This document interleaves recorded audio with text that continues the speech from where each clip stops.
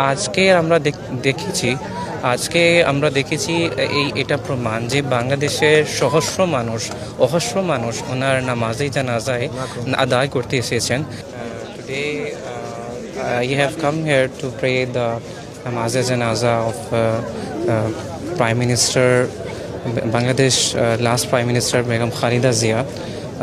So she was a very brave lady, and in Pakistan, beside Pakistan, before she was in Pakistan, I think from 1965 to 1968. So we love her because she loved us, she used to love us. উনি আমাদের অনেক ভালোবাসতেন, আর উনি এমন একজন মানবিক ব্যক্তি ছিলেন যে যে সবসময় মানুষের মানবতার সাথে ভালোবাসতেন, মানবতাকে ভালোবাসতেন। আর আজকে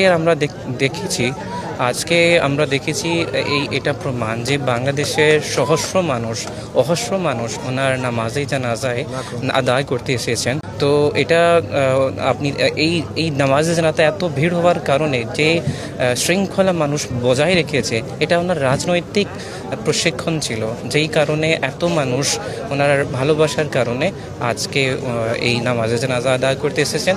আর পাকিস্তানের প্রত্যেকটা মানুষ, আপনি দেখছেন যে পাকিস্তান ওনার এই জীবন ত্যাগ করার পরে প্রত্যেক পাকিস্তানের মানুষও কেঁদে ফেলেছে, প্রত্যেক পাকিস্তানের মানুষও ওনার এই পৃথিবীতে যাওয়ার পরে শোকাহত হয়েছে। তো আমরাও শোকাহত, আমরা দোয়া করি আল্লাহর কাছে যেন আল্লাহ তাআলা ওনার মর্যাদা বৃদ্ধি করেন, আর পরবর্তী সময়ে বাংলাদেশকে আল্লাহ তাআলা সমৃদ্ধ করুন। ওনার আগে যে প্রজন্ম, ওনার নেতৃত্বে আল্লাহ তাআলা বাংলাদেশকে গড়ে তুলুন।